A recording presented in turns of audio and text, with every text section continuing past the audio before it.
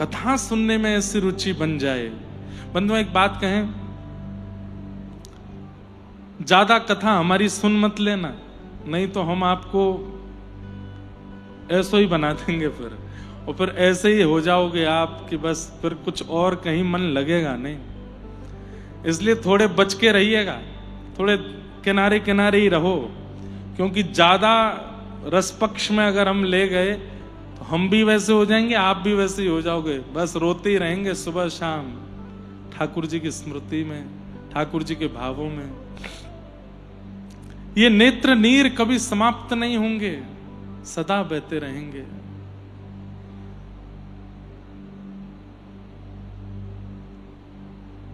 स्थिति कैसी हो जाएगी?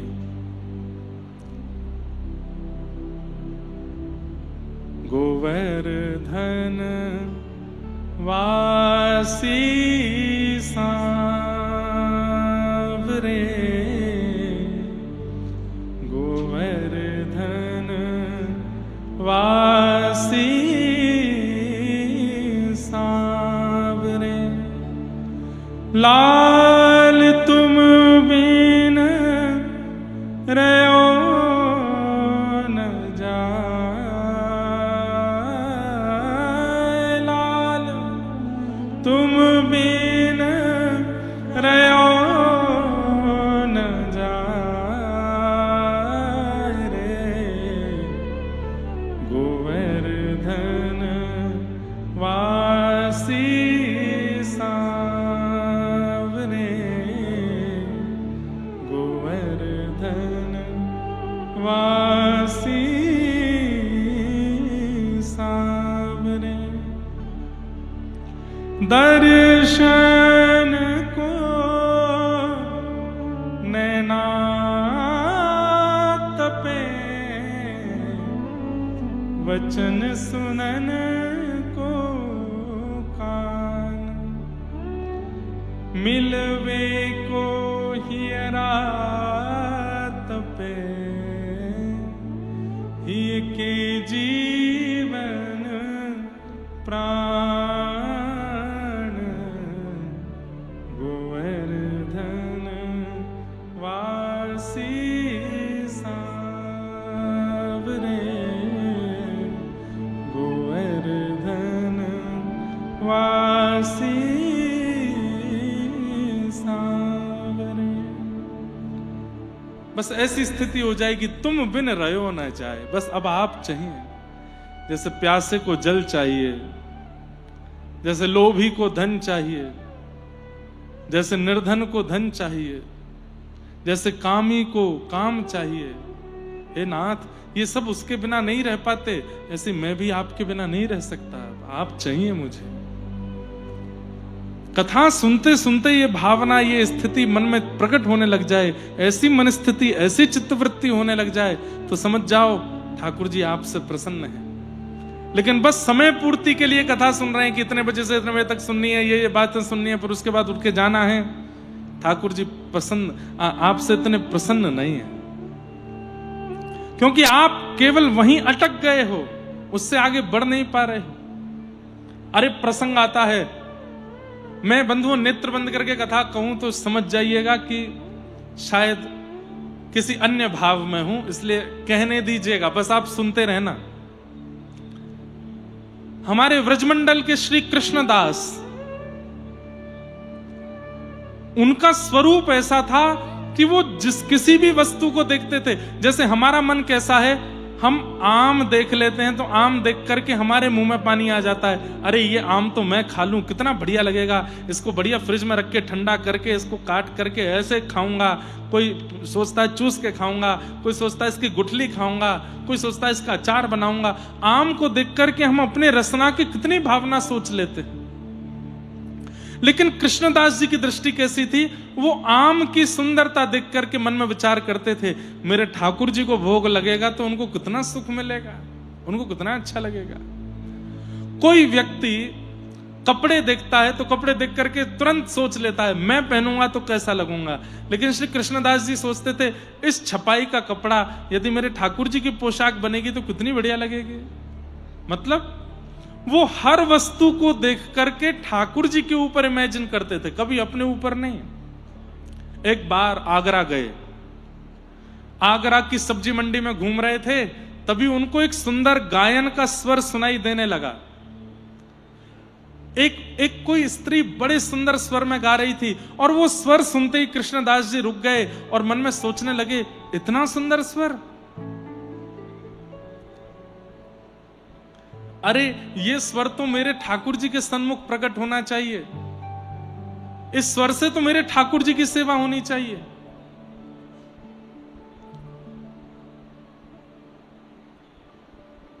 हाँ हाँ। सो ही सुहागन प्रिय जाहिरी छे,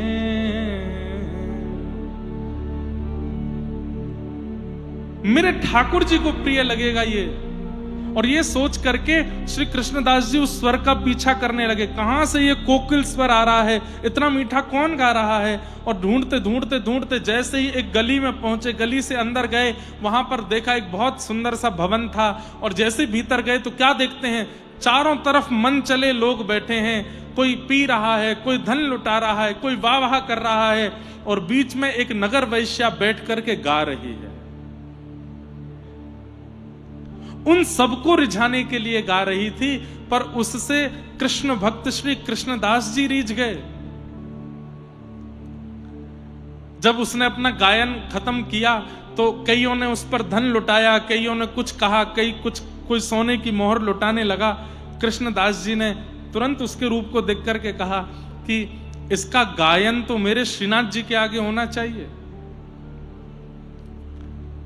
गए उस वैश्या के पास और वैश्या से जाकर के बोले, हमारे सेठ को रिझाओगी अपने गायन से?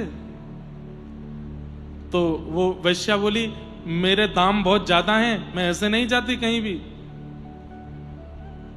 तो कृष्णदास जी ने उस समय में, आज से 500 वर्ष पहले, 100 रुपया निकाले। उस समय बहुत बड़ी रकम यदि कोई देता था तो 11 रुपया 12 रुपया उस वैश्या को मिलते थे, लेकिन 100 रुपए कृष्णदास जी ने निकाल करके दे दिए और कहा, ये अभी के हैं, इससे अधिक हमारे सेठ जी तुमको दे देंगे, चलो। वो वैश्या बोली, मैंने जीवन में कभी 100 रुपया नहीं देखे। आप कौन हो? आप सेठ जी के कौन हो? भाई हो? उनके बंधु, उनके परिवार से हो? बोले, नहीं नहीं नहीं, मैं तो उनके चरणों का दास हूं। वैश्या सोचने लगी, जब दास 100 रुपया दे रहा है तो सेठ, स्वामी, मालिक वो क्या देगा?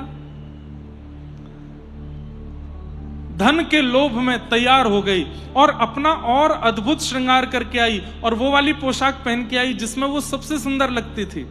मैं उस सेठ को इतना रिझा लूंगी, इतना अपनी ओर आकृष्ट कर लूंगी कि वो मुझ पर न्योछावर करके खूब धन लुटाएगा। वो क्या जानती थी कि सेठ नहीं है, वो तो सांवरिया सेठ हैं, वो तो साक्षात परमात्मा है जिनके पास ये कृष्णदास लेके जा रहे हैं। उसको तो लगा कोई व्यापारी सेठ होगा। निकल पड़ी, कृष्णदास जी से रास्ते भर चर्चा करती हुई जा रही है। कृष्णदास जी बस उसकी ओर देख रहे हैं और ठाकुर जी का स्मरण करके सोच रहे हैं, हे ठाकुर जी इस पर कृपा करना। गोवर्धन लेकर के आए और श्री गिरिराज जी में पहुंच करके, गिरिराज जी की तलेटी के ऊपर श्रीनाथ जी विराजते थे तब, आजकल उदयपुर के पास विराजते हैं, लेकिन तब गोवर्धन में विराजते थे। ठाकुर जी का राजभोग हो रहा था, कपाट लगे हुए थे। कृष्णदास जी ने सब दर्शनार्थियों को बाहर कर दिया, उस वैश्या को लेकर के भीतर गए। क्यों? उसका गुण इतना प्रिय लग गया था कि बस इस गुण से ठाकुर जी की सेवा हो जाए कैसे भी। ठाकुर जी के सामने जैसे ही वो खड़ी हुई, पर्दा लगा था। कृष्णदास जी की ओर देख के बोलती, कहां है तुम्हारे सेठ? बोले, भोजन कर रहे हैं अभी, तुम बस ध्यान से देखती रहना, और सुनो, रिझाने में कोई कसर मत छोड़ना, प्रसन्न कर देना उनको। वो प्रसन्न हो गए तो वो दे देंगे जो बड़े बड़े लोग नहीं दे सकते। अरे आप चिंता मत करो, मैं ऐसा गाऊंगी, मैं ऐसा नृत्य करूंगी, ऐसा कुछ सुनाऊंगी, रीझ जाएंगे।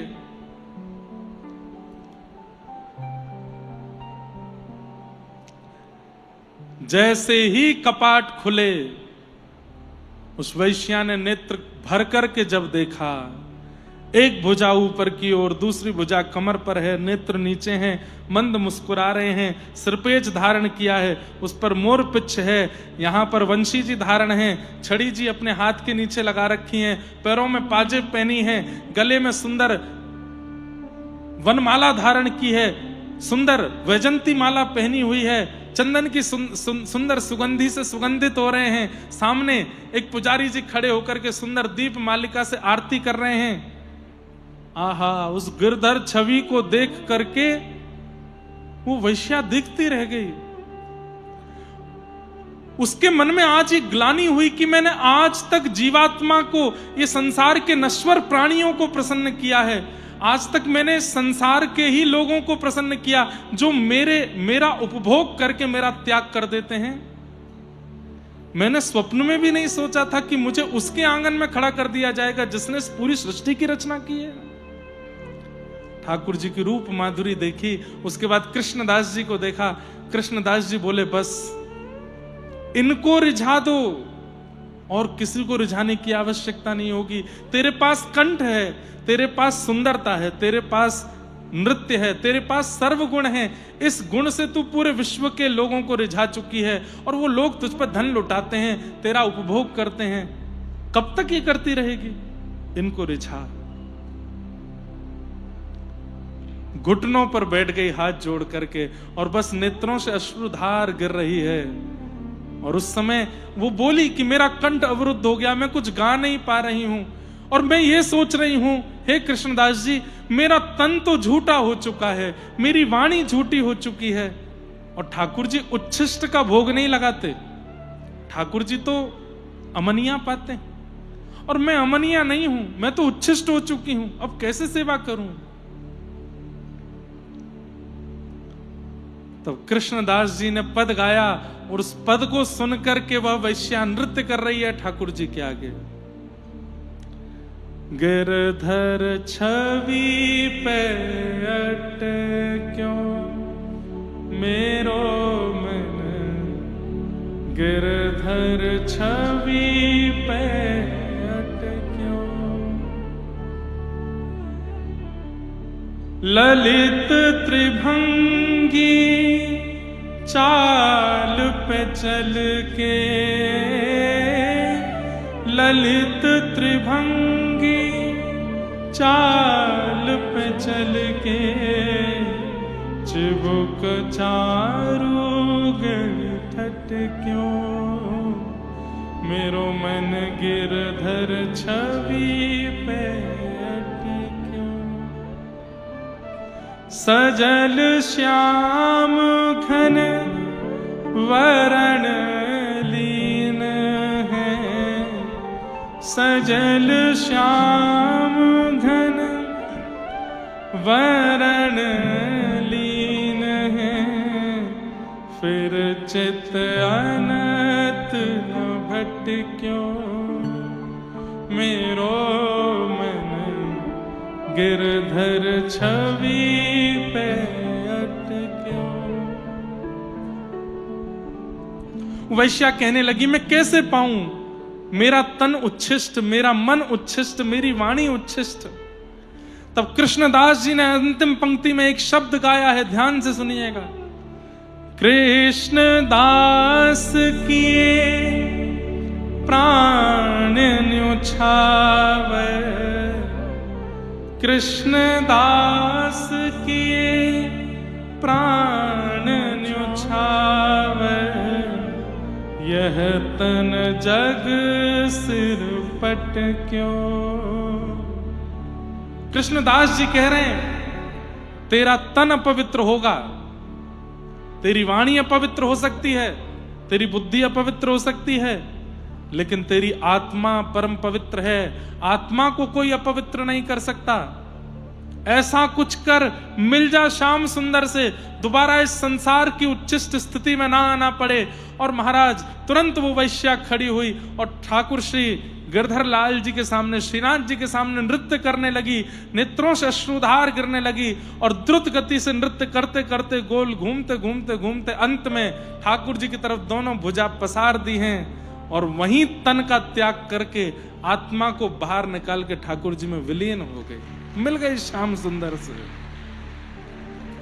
गिरधर छवि पे अटक्यो मेरो मन, गिरधर छवि पे अटक्यो। ठाकुर जी क्यों हो गए? कृष्णदास किए प्राण न्योछावर, यह तन जग सिर पटक्यो। अरे ये संसार तो आपके तन का ही उपभोग कर रहा है, इसको आपके तन से ही मतलब है, छोड़ दो इस तन को इनके हवाले, आत्मा को दे दो ठाकुर जी को, उसे अर्पित कर दो ठाकुर जी को। और वो संभव कैसे होगा? ये रुचि बने सत्संग के प्रति, कथा में कहे गए शब्द शब्द से ना लगते हो, अक्षर से ना लगते हो, किसी व्यास की वाणी से ना लगती हो, ठाकुर जी की मधुर वेणु के समान वो लगता हो और स्वयं के प्रति गोपी की इच्छा आती हो, नेत्रों से कर्ण रंध्र से जब वह शब्द भीतर जाते हो तो लगता हो कृष्ण वेणु रव कर रहे हैं और हमारे चित्त का मार्जन करके हमें अपनी ओर खींच रहे हैं।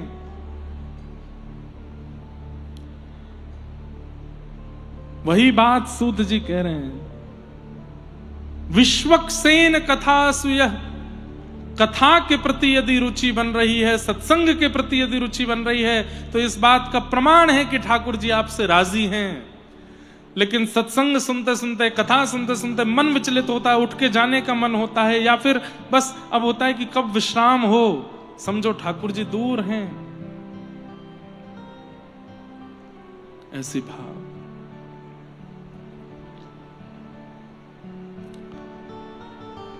सूत जी महाराज प्रवचन कर रहे हैं, सब प्रकार के भावों का, भगवान के अवतारों का वर्णन करते हुए श्रीमद् भागवत की रचना क्यों की गई इस बात का प्रमाण दिया। इदं भागवतम नाम पुराणम ब्रह्म संहितम, उत्तम श्लोक चरितम चकार भगवान ऋषि। ये भागवत नाम का पुराण है जिसका निर्माण वेदव्यास जी महाराज ने किया है। उत्तम श्लोक चरितम, उत्तम श्लोक भगवान के भक्तों का इसमें चरित्र है और भगवान वेदव्यास ने इसकी रचना की है। ऐसी भागवत की रचना की कथा सुनाई गई। वेदव्यास जी महाराज का मन विचलित था, तब नारद जी महाराज ने जाकर के उनको कहा कि आपने जितने भी ग्रंथ लिखे हैं उन ग्रंथों में भगवान के यश का वर्णन किया है, भगवान के ऐश्वर्य का वर्णन किया है, अभी तक ठाकुर जी के बाल भाव का आपने वर्णन नहीं किया, उनके प्रभाव का वर्णन बहुत किया है, उनके स्वभाव का वर्णन नहीं किया है, इसलिए आपका मन अशांत है। हे वेदव्यास जी, ऐसे किसी ग्रंथ की रचना करो जिसमें भगवान के स्वभाव का वर्णन हो, प्रभाव का नहीं। प्रभाव तो पूरी दुनिया जानती है ठाकुर जी का, प्रभाव कैसा है ये तो सब जानते हैं, लेकिन उनका स्वभाव कैसा है इसका वर्णन आपने अभी तक नहीं किया, इसलिए आपका मन अशांत है। तब वेदव्यास जी महाराज ने भागवत की रचना की। भागवत में भगवान के प्रभाव नहीं, स्वभाव की चर्चा ज्यादा है, भगवान के स्वभाव की चर्चा है। कैसा स्वभाव है ठाकुर जी का? हमारे भारत में जयपुर में एक संत हुए, उनका नाम था श्री राम प्रसाद जी महाराज। क्या नाम था? राम प्रसाद। बहुत दिन बाद इनका चरित्र याद आया है, ध्यान से सुनिएगा। इनके पिताजी जो थे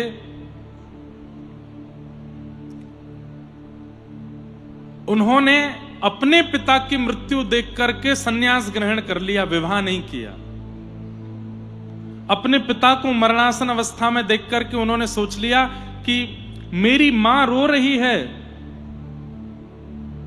इसका मतलब है कि मैं कल को विवाह करूंगा और विवाह के बाद मेरे प्राण चले गए तो मेरी वजह से भी किसी को रोना पड़ेगा, मैं विवाह नहीं करूंगा। और इस कारण से उन्होंने विवाह नहीं किया। ध्यान से सुनिएगा। और विवाह ना करके सर्वगुण संपन्न होके संपत्ति होते हुए भी केवल अपने पिता की मृत्यु देख के ऐसा वैराग्य आया, सब छोड़ करके भजन करने वन में चले गए और इतना नाम जप किया, इतना नाम जप किया, 24 घंटे ठाकुर श्री का नाम जप करते, राम जी का स्मरण करते, राम राम राम राम राम राम जपते रहते थे। कुछ ही महीनों में राम नाम का ऐसा प्रभाव हुआ कि एक क्षण के लिए इन्होंने अपने नेत्र खोले तो क्या पाया, साक्षात प्रभु श्री राम, श्री जानकी जी, श्री भरत जी, लक्ष्मण जी, शत्रुघ्न जी, श्री हनुमान जी, समस्त राम दरबार इनके सामने प्रकट हो गया। इन्होंने जैसे ठाकुर जी को प्रणाम किया, राघव जी को प्रणाम किया, राम जी बोले हम केवल 2 शब्द बोलेंगे और बोल के अंतर ध्यान हो जाएंगे, ध्यान से सुनना। बोले जी भगवान आज्ञा करें। विवाह करो। बोले नाथ ये कैसी बात कह रहे हैं, मैं तो आपके संग रहना चाहता हूं। अरे मुझे संसार में नहीं रहना, ले चलिए अपने साथ। इतने में तो ठाकुर जी अंतर ध्यान हो गए। क्या बोल के गए? विवाह करो। खूब ढूंढा, ठाकुर जी नहीं मिले। अब तो इतने परेशान हो गए, अब कहां जाऊं। घर परिवार में ज्यादा लोग थे नहीं, लौट करके आए और आकर के अब बस सोचने लगे कैसे करूं। ठाकुर जी कह के गए विवाह करो। ब्राह्मण थे,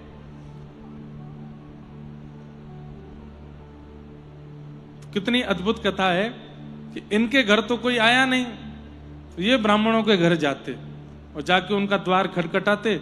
वो कहते अरे अरे आओ आओ आओ भैया, बैठो विराजो। हमने सुना था कि आप पिताजी की मृत्यु के बाद वन में चले गए थे भजन वजन करने, सोचा था विरक्त होकर, पर अभी सुना कि आप तो वापस आ गए लौट के। बोले हाँ आ गए। कहिए क्या बात है? बोले हम बस ये पूछना चाहते थे आपकी पुत्री है क्या? तो वो कहते हाँ है। तो उनका विवाह हो गया? बोले विवाह तो नहीं हुआ, हम अच्छे हैं वर, हमसे ब्याह कर दो आप। खुद ही जाके अपना संबंध देते सबको। तो 2-4 ब्राह्मणों ने तो उनको भगा दिया। बोले ये कैसी बात करते हो, खुद ही आके बोल रहे हो हमसे ब्याह करा दो। और बोले मैं कैसे समझाऊं कि मुझे ठाकुर जी ने आज्ञा दिया कि ब्याह करो, और बहुत समय लगना नहीं चाहिए। एक बार ऐसे भ्रमण करते करते एक ब्राह्मण के यहाँ पहुंचे और जाकर के बोले आप देखो पहले ही हम आपको बोलते हैं, हम बहुत मार खा चुके हैं, बहुत पिटाई खा चुके हैं इस बात के लिए, लेकिन हम स्पष्टता से आपसे भी पूछ लेते हैं, मारिएगा नहीं हमको मना कर देंगे, हम चुपचाप चले जाएंगे। आपकी पुत्री है? बोले हाँ। ब्याह हो गया? बोले नहीं हुआ। हमसे कर दो, हम योग्य वर हैं। तो ब्राह्मण इतने प्रसन्न, मतलब भावुक हो गए इनकी बात। बोले ये कैसा, देखो इनका दुर्भाग्य ही कह सकते हैं, माता पिता है नहीं परिवार में कोई, खुद ही जा रहे हैं कि मुझसे ब्याह कर दो। और वो ब्राह्मण रीझ गए, उन्होंने अपनी पुत्री का विवाह उनसे कर दिया। उनके जो प्रथम संतान हुई उसका नाम उन्होंने राम प्रसाद रखा। क्यों? क्योंकि राघव जी की आज्ञा से ही दाम्पत्य जीवन में प्रवेश किया, ये संतान भी उन्हीं की कृपा से हुई है, तो इसका नाम राम प्रसाद है। राम प्रसाद नाम रखा। जयपुर में रहते थे, बहुत ध्यान से सुनिएगा। हमारे जयपुर में वृंदावन के सप्त निधियों के प्रथम ठाकुर विराजते हैं श्री गोविंद देव जी।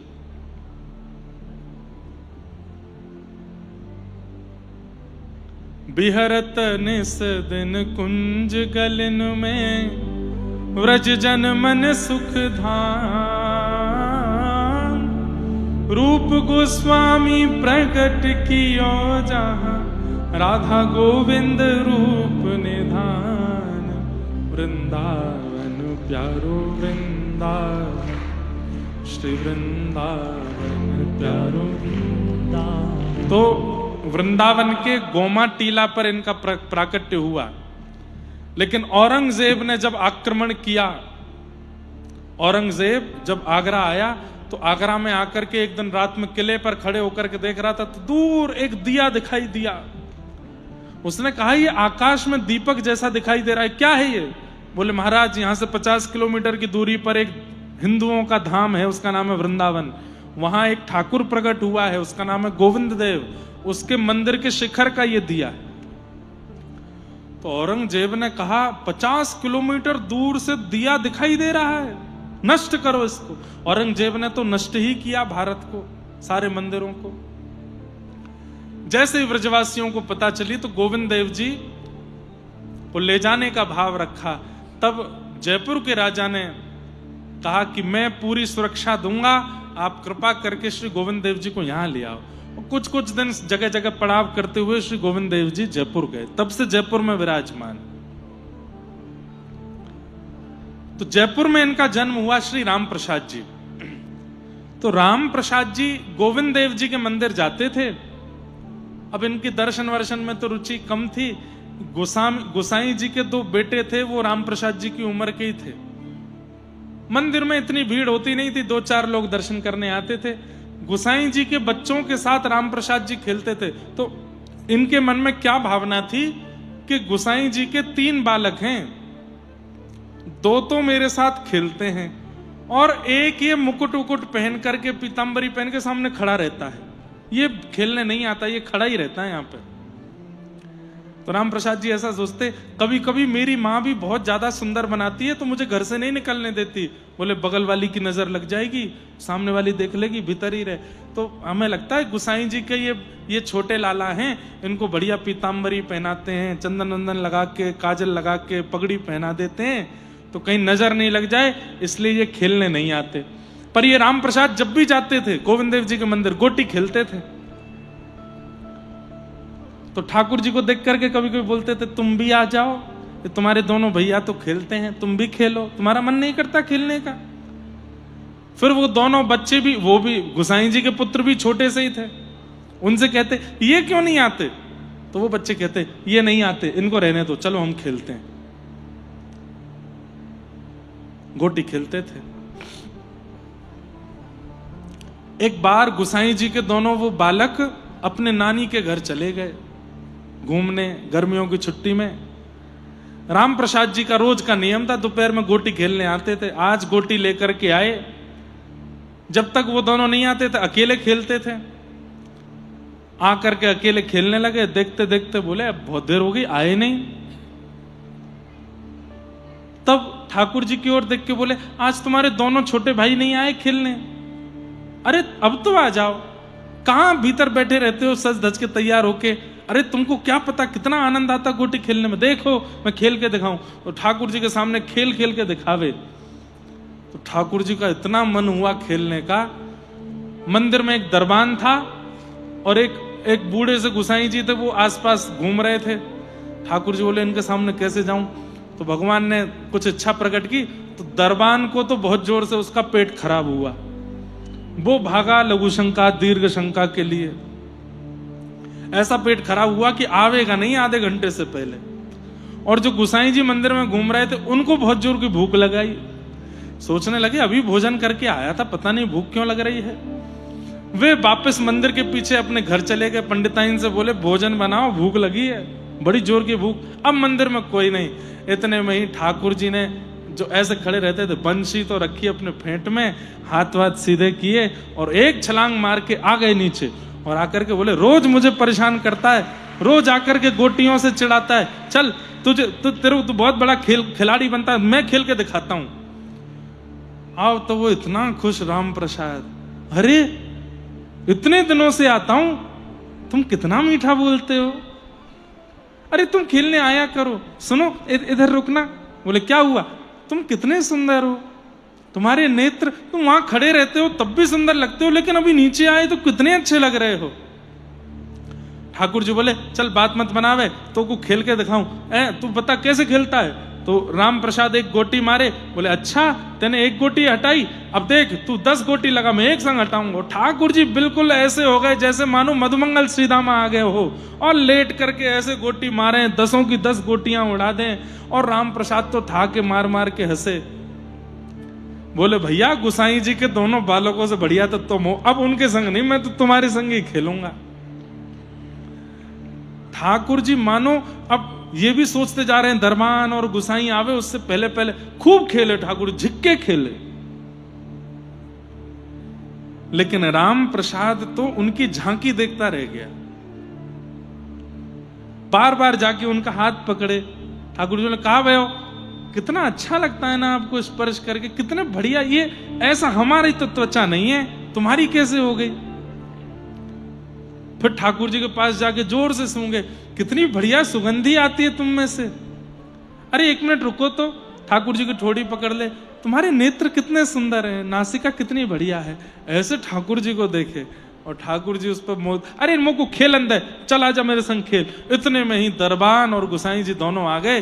सो ठाकुर जी ने क्या किया, अपनी फेंटा खोली और राम प्रसाद की जितनी गोटी थी सब भर के फेंटा में बांध के ठाकुर जी जाके खड़े हो गए वहीं पे। अब वो राम प्रसाद सामने खड़ा है, सामने खड़े होकर के रो, मेरी गोटी ले गए हो, मेरी गोटी ले गए हो, अरे ये तो चोर है, ये तो छलिया है, और जोर जोर से चिल्लावे, हाथ पैर पटके, और कभी कुछ करे, कभी कुछ करे, कभी कुछ हिलावे।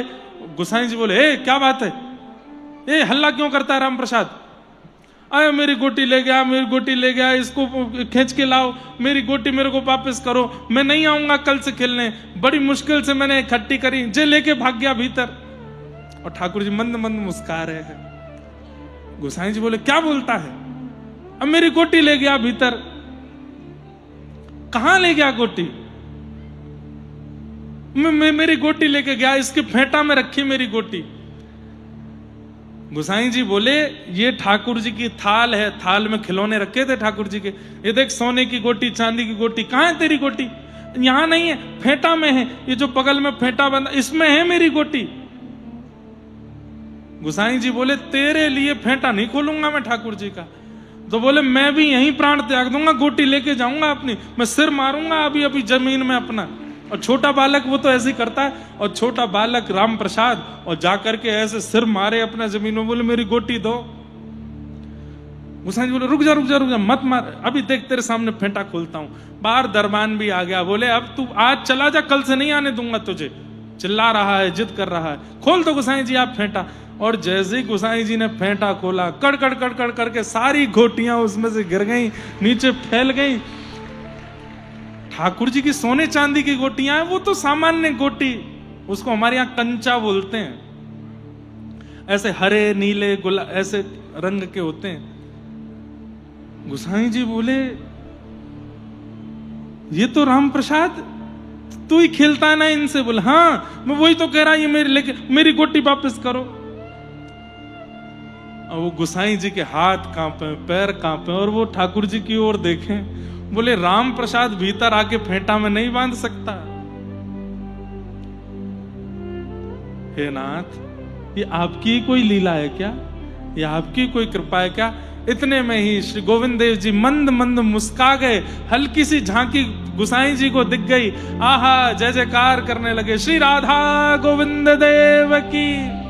अरे ये तो खेल के रसियां हैं। और राम प्रसाद को गोटियां देख करके हृदय से लगा लिया। बोले, भैया अब सही सही बता, तेने क्या अनुभव किया।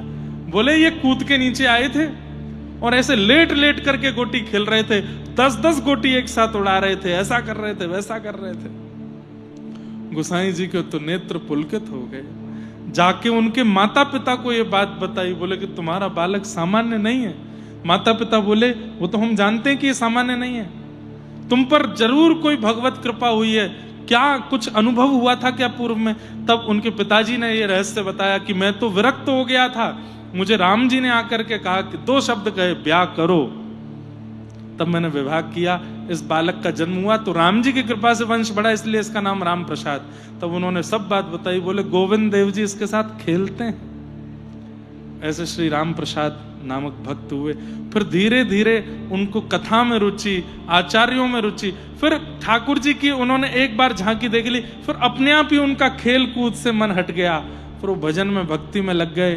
गोविंद देव जी को खूब रिझाया और रिझा रिझा करके खूब श्री गोविंद देव जी के साथ आनंद किया। ऐसे भक्त रामदास। तो भगवान का प्रभाव तो सब जानते हैं।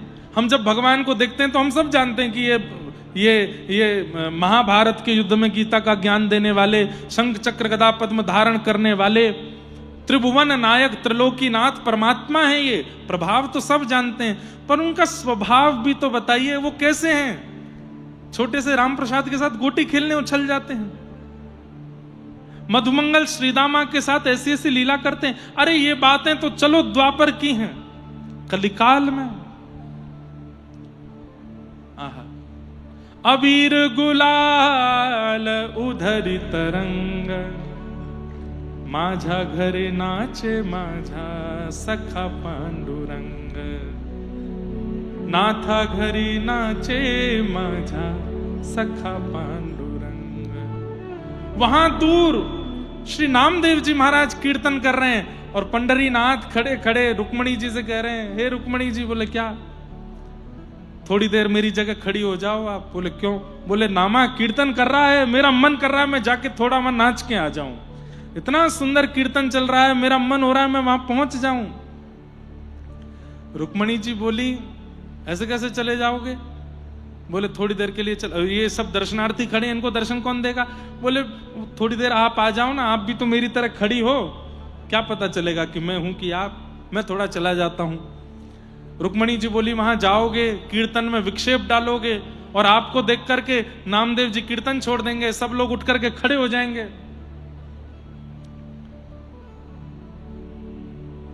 बोले आप अपनी चुनरी हमको दे दो।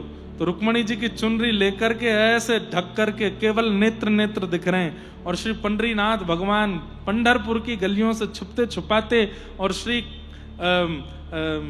चंद्रभागा जी के तट पर, वहां वालवंट जो वहां का तट है, वहां सब रसिक संत मिलकर के उछल उछल करके कीर्तन कर रहे थे। ठाकुर जी भी जाकर के वहां उन रसिकों के बीच में खड़े हो गए। रुक्मणी जी से वचन दे के आए थे 2 मिनट सुन के आ जाऊंगा बस, लेकिन जैसे ही वहां पहुंचे नेत्र बंद हो गए। ठाकुर जी झूमने लगे और धीरे धीरे झूमते झूमते थोड़े उछलने लगे, उछलते उछलते वेग से कूदने लगे और कूदते कूदते असंख्य भक्तों के बीच में आ गए।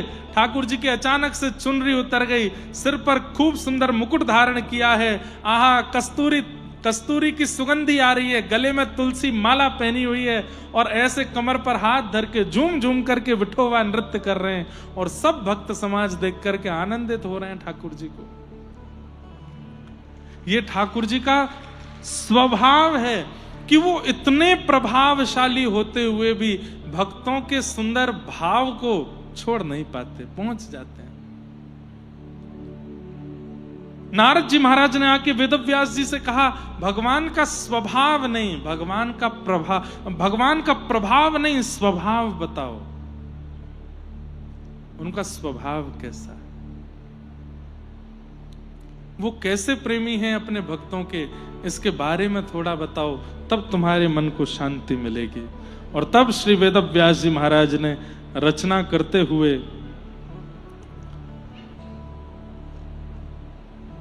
ध्यान लगाया, समाधिना अनुस्मर तद्विचेष्टितम्, और समाधि के बाद जब रचना की है, आहा, भक्ति योगेन मनसि सम्यक प्रणिहिते मले, अपश्यत् पुरुषं पूर्वं मायां च तत्पाश्रयाम्। ऐसे एक भाव की रचना की जहां माया और परमात्मा विलग दिखने लगे। अभी क्या होता है, हमको परमात्मा भी दिखते हैं और परमात्मा के संग माया भी दिखती है, लेकिन ऐसे ग्रंथ की रचना की जिसको सुनने और पढ़ने के बाद माया और परमात्मा अलग अलग हैं, ये भेद हमारे सामने स्पष्ट हो जाएगा। संसार माया है, परमात्मा की भक्ति उससे अलग है, माया के संग भक्ति नहीं हो सकती। अभी हम माया और भक्ति दोनों एक साथ करते हैं, लेकिन जिस ग्रंथ के आश्रय से, जिस कथा के आश्रय से माया और भक्ति दोनों विलग विलग हैं, ये स्पष्टीकरण हो जाए, वो भागवत है। ऐसी भागवत जी की रचना की। लोकस्य जानतो विद्वांस चक्रे सात्वत समेता। बोलो श्रीमद् भागवत महापुराण की भागवत की रचना की, और रचना करके श्री वेदव्यास जी महाराज ने अपने पुत्र श्री सुखदेव जी महाराज को यह भागवत प्रदान की, और सुखदेव जी से कहा कि अब घर घर में जन जन में इसको स्थापित करो। तब श्री सुखदेव जी महाराज गंगा जी के तट पर जाते हैं और वहां उन्हें परीक्षित मिलते हैं। परीक्षित जी महाराज को यही भागवत की कथा श्री सुखदेव जी महाराज श्रवण कराते हैं और 7 दिन में उन्हें भगवत प्राप्ति का अनुभव कराते हैं। इस प्रकार से भागवत जी सुखदेव जी को दी गई। सुखदेव जी ने फिर वही परीक्षित को सुनाई। प्रश्न हुआ कि परीक्षित कौन है, इसके बारे में हमें बताओ। इसको 7 दिन में मरने का श्राप क्यों लगा था? तो यदा मृधे कौरव संजयानाम वीरेस्वथो वीर गतिम गतेषु व्रकोदरा विग्ध गदा विमर्श भृगनोरुदंडे धृतराष्ट्रपुत्रे। महाभारत का युद्ध अपने अंतिम पड़ाव पर चल रहा था और बड़े बड़े वीर गति को प्राप्त हो गए थे। उसी महाभारत युद्ध में अंत में विजय हुई पांडवों की। इन्हीं पांडवों का वंशधर ये परीक्षित है, जिसको 7 दिन में मृत्यु का श्राप लगा था। इस परीक्षित की मां के गर्व को नष्ट करने के लिए, मातृ गर्भ में परीक्षित को नष्ट करने के लिए अश्वत्थामा ने ब्रह्मास्त्र छोड़ा था, पर ठाकुर जी ने गर्भ में जाकर के परीक्षित की रक्षा की। ठाकुर जी ने गर्भ में जाकर के परीक्षित की रक्षा की और वहां जन्म लेने से पूर्व ही परीक्षित को ठाकुर जी ने दर्शन दे दिया। ऐसे श्री परीक्षित जी महाराज, उनका प्रादुर्भाव हुआ, उन सबके भाव बताए गए, ठाकुर जी ने उनकी रक्षा की है।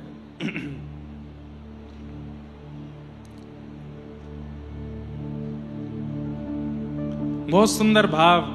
हमारे उत्तर भारत में पंढरी नाथ को स्मरण करके हम लोग कभी कभी कथाओं में गाते हैं हिंदी भाषा में।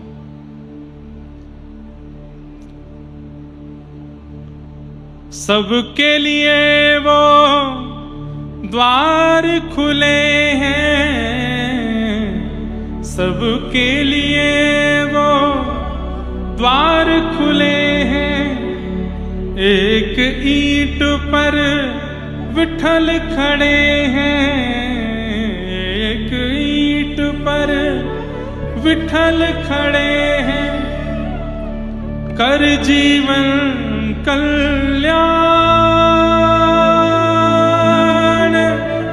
पांडुरंग भजले हरि का नाम,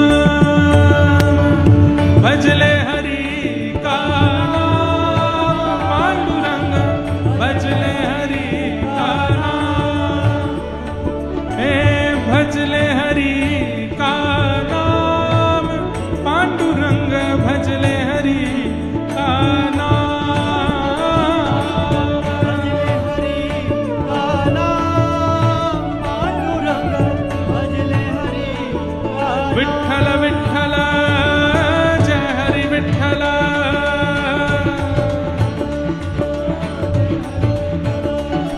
श्री विठ्ठल विठ्ठल जय हरि विठ्ठल, विठ्ठल विठ्ठल जय हरि विठ्ठल, हे भजले हरि का नाम,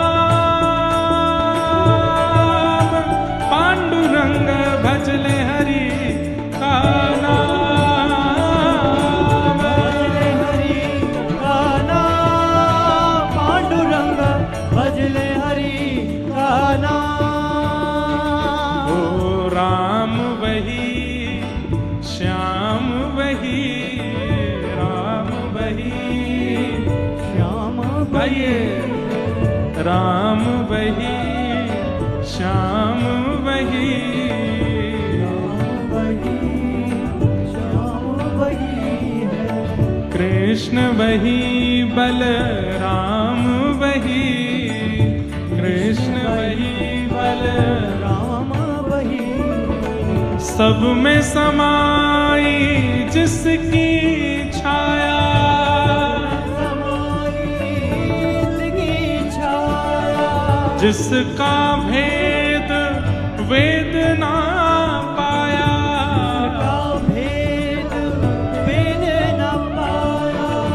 वो है शक्ति महान, पांडुरंग भजले हरि का नाम। भजले हरि का नाम, पांडुरंग भजले हरि का नाम। भजले हरि का नाम, पांडुरंग भजले हरि का नाम। भजले हरि का नाम, पांडुरंग भजले हरि। करताल बजा के गाओ। हे हरि विठ्ठल विठ्ठल, जय हरि विठ्ठल।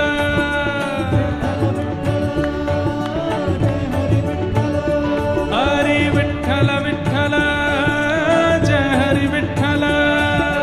विठ्ठल विठ्ठल, जय हरि विठ्ठल। हरि विठ्ठल विठ्ठल, जय हरि विठ्ठल। विठ्ठल विठ्ठल, जय हरि विठ्ठल। हे विठ्ठल विठ्ठल, जय हरि विठ्ठल। विठ्ठल विठ्ठल, जय हरि विठ्ठल। हरि विठ्ठल विठ्ठल, जय हरि विठ्ठल। विठ्ठल विठ्ठल, जय हरि विठ्ठल। हरि विठ्ठल विठ्ठल, जय हरि विठ्ठल। विठ्ठल विठ्ठल, जय हरि विठ्ठल। पंढरपुर की महिमा न्यारी, पंढरपुर की महिमा न्यारी।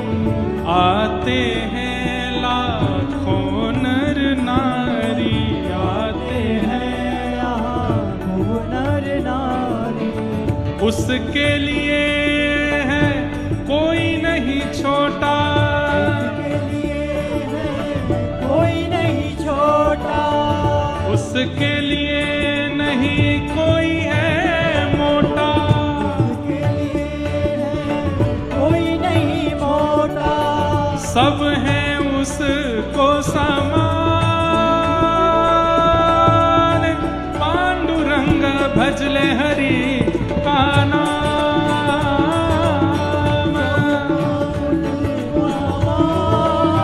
पांडुरंग भजले हरि का नाम। कैसे हैं हमारे पंढरीनाथ? करताल बजाते हुए, गाते हुए, नृत्य करते हुए, नेत्र बंद करके दर्शन करो। सांवली सूरत, मोहिनी मूरत, सांवली सूरत, मोहनी मूरत। सांवली सूरत, मूरत न्यारी, सांवली सूरत। मूरत न्यारी। श्री चरणों की है बलिहारी, श्री चरणों की है बलिहारी। श्री चरणों की है बलिहारी। चरणों की है बलिहारी। सबके लिए जो द्वार खुले हैं, सबके लिए जो द्वार खुले हैं। सबके लिए जो द्वार खुले हैं, सबके लिए जो द्वार खुले हैं। एक ईंट पर विठ्ठल खड़े हैं, एक ईंट पर विठ्ठल खड़े हे हैं। विठ्ठला विठ्ठला विठ्ठला विठ्ठला, विठ्ठला विठ्ठला।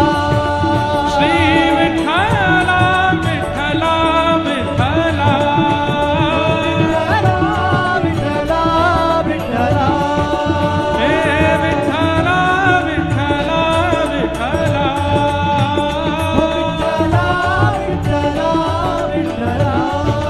पांडुरंगा विठ्ठल विठ्ठल विठ्ठला विठ्ठला। हे कर जीवन कल्याण,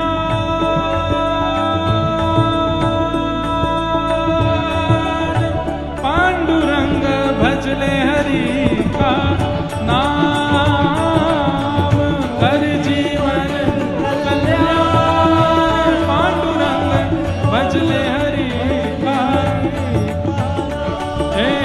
भजले हरि का नाम पांडुरंग भजले हरि का नाम भजले हरि का नाम पांडुरंग भजले हरि का नाम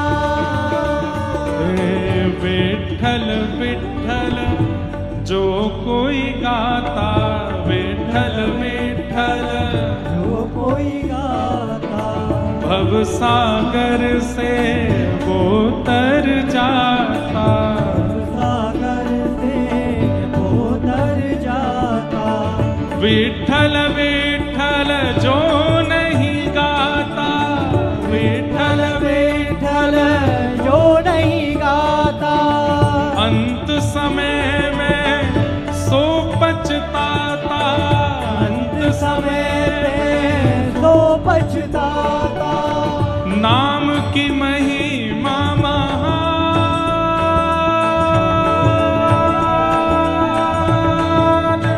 पांडुरंग भजले हरि का नाम नाम की महिमा महान पांडुरंग भजले हरि गाओ बजाओ उठा के हे विठ्ठला विठ्ठला विठ्ठला विठ्ठला विठ्ठला श्री विठ्ठला विठ्ठला विठ्ठला विठ्ठला विठ्ठला हे विठ्ठला विठ्ठला विठ्ठला विठ्ठला विठ्ठला विठ्ठला विठ्ठला विठ्ठला विठ्ठला विठ्ठला अच्छा। विठ्ठला एक जरूरी सूचना सुनिए कल बुधवार को सुबह 11 से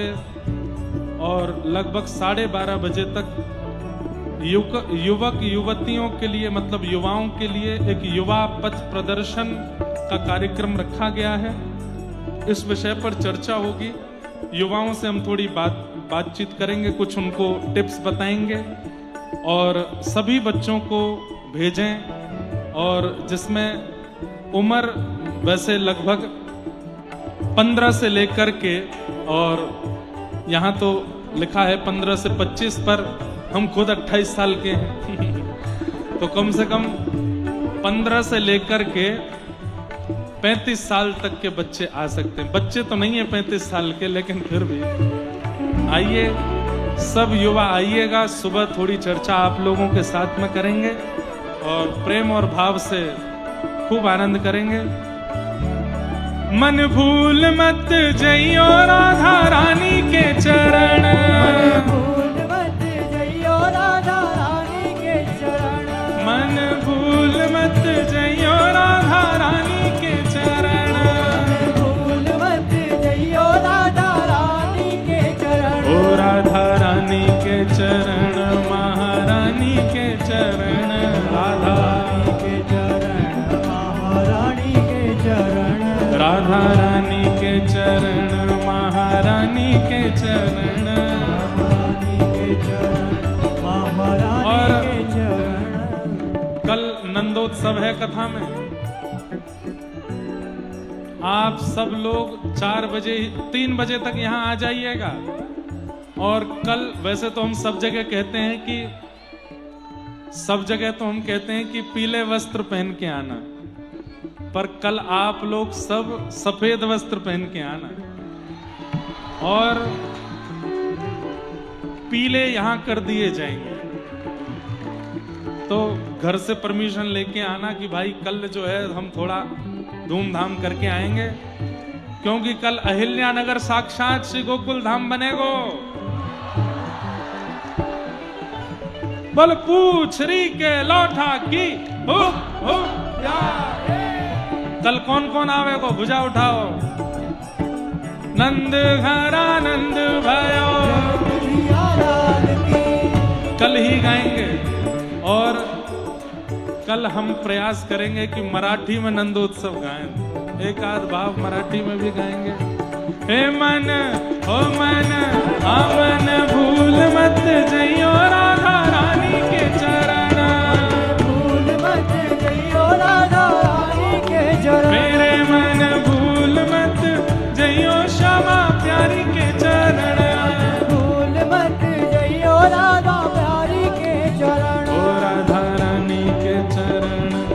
महारानी के चरण राधा के चरण महारानी के चरण राधा रानी के चरण महारानी के चरण महारानी के चरण महारानी के चरण मेरे मन भूल मत जइयो श्यामा प्यारी के चरण भूल मत जइयो राधा रानी के चरण मन भूल मत जइयो राधा रानी के चरण भूल मत जइयो राधा रानी के चरण राधा रानी के चरण महारानी के चरण राधा महारानी के चरण महारानी के चरण राधा रानी के चरण महारानी के चरण महारानी के चरण महारानी के चरण मेरे मन मेरे मन हो मेरे मन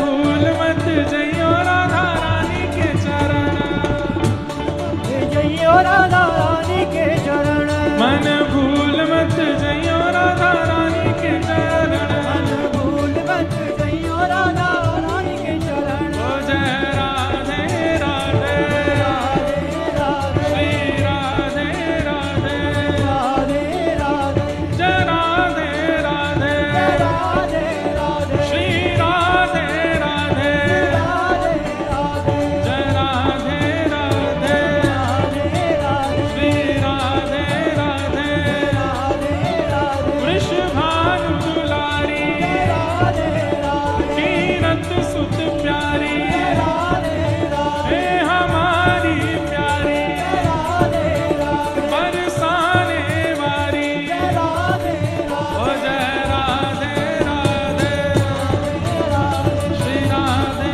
राधे जय राधे राधे श्री राधे राधे जय श्यामा प्यारी विश्वभानु दुलारी वृंदावन वारी आप लोगों की आवाज ऐसी आनी चाहिए कि महाराज पंढरीनाथ पंढरपुर में खड़े खड़े झूमने लग जाएं। रिदम धीरे रखना, आपकी आवाज सुननी है हमें। वृषभानु दुलारी कृष्ण प्यारी बरसाने वाली जितनी संख्या है इस संख्या से तो महाराज पंडाल हिल जाना चाहिए। उतनी अभी आवाज मैंने एक मुट्ठी बांधो, भुजा उठाओ, पूरी पूरन पूरी की सारी अपनी ऊर्जा निकालो। हे वृषभानु दुलारी श्री कृष्ण प्यारी हमारी प्यारी कीरत सुत प्यारी। अब दोनों भुजा उठा के जो सबसे ऊंचो जाएगा वो मंच पे आएगा।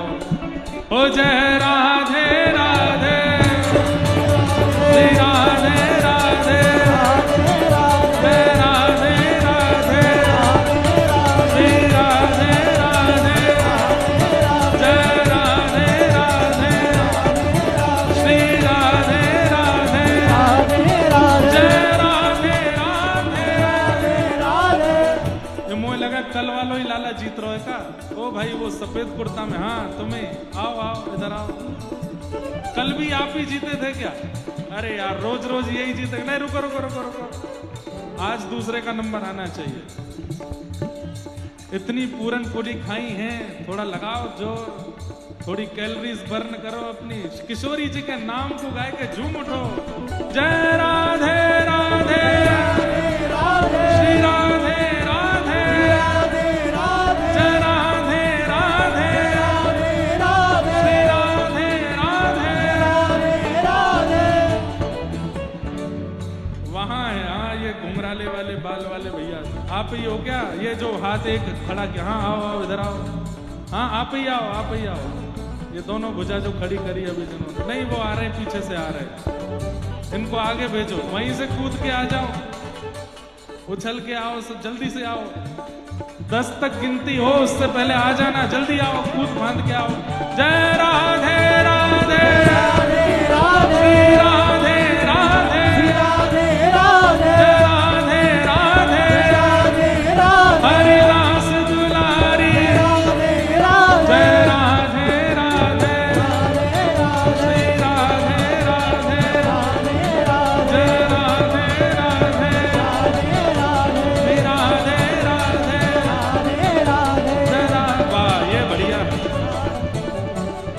उछला नहीं गया तो उसको कंधा पे ही चढ़ा लियो, बताओ।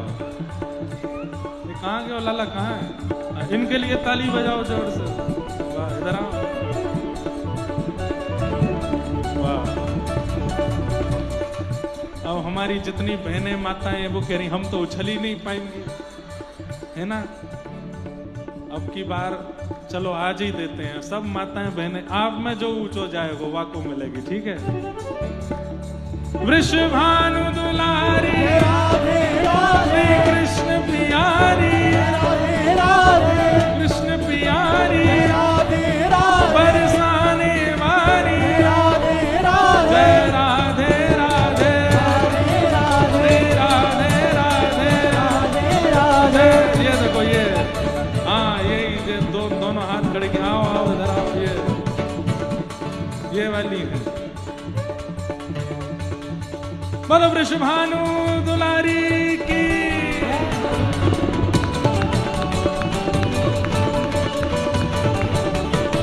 आओ, कहाँ गई?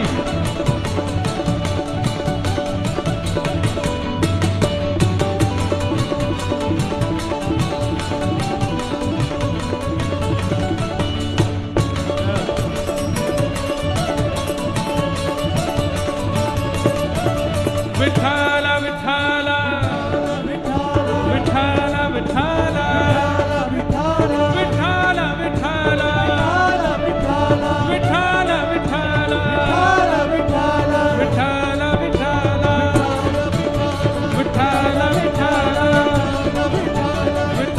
विठाला विठाला विठाला विठाला विठाला पांडुरंगा विठाला विठाला विठाला विठ्ठला पांडुरंग विठ्ठला विठाला विठाला विठाला पुरंदराचा विठाला विठ्ठला विठ्ठला पांडुरंग विठ्ठला विठाला विठाला विठाला आई बापा विठाला विठ्ठला विठ्ठला विठ्ठला आई बाबा विठ्ठला हे विठाला विठाला विठाला आई बापा विठाला विठ्ठला विठ्ठला आई बाबा विठ्ठला विठ्ठल माझा माझा मी विठ्ठलाचा, विठ्ठल माझा माझा मी विठ्ठलाचा हे विठ्ठल माझा माझा मी विठ्ठलाचा, विठ्ठल माझा मी विठ्ठलाचा हे विठ्ठल माझा माझा मी विठ्ठलाचा, विठ्ठल माझा मी विठ्ठलाचा हे विठ्ठल माझा माझा मी विठ्ठलाचा, विठ्ठल माझा मी विठ्ठलाचा हे विठ्ठल माझा माझा मी विठ्ठलाचा, विठ्ठल माझा मी विठ्ठलाचा हे विठ्ठल माझा माझा मी विठ्ठलाचा, विठ्ठल माझा मी विठ्ठलाचा कुंडलिक वरदा हरी विठ्ठल, श्री ज्ञानदेव तुकाराम, श्री पंढरीनाथ भगवान की जय। जय श्री राम। नमः पार्वती पतये हर हर। पूछरी के लौटा की हुप हुप प्यारे। आप सब लोगों को बहुत बहुत जय श्री कृष्ण, जय सिया राम, जय श्रीमन नारायण।